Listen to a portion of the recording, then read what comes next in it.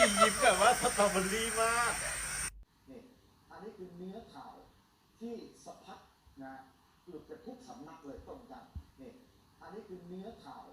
ที่สะพัดนะเกือบจะทุกสำนักเลยตรงกันนี่อันนี้คือเนื้อข่าวที่สะพัดนะเกือบจะทุกสำนักเลยตรงกันนี่อันนี้คือเนื้อข่าวที่สะพัดนะเกือบจะทุกสำนักเลยตรงกันชียิ้มแบบว่าสตรอเบอรี่มาก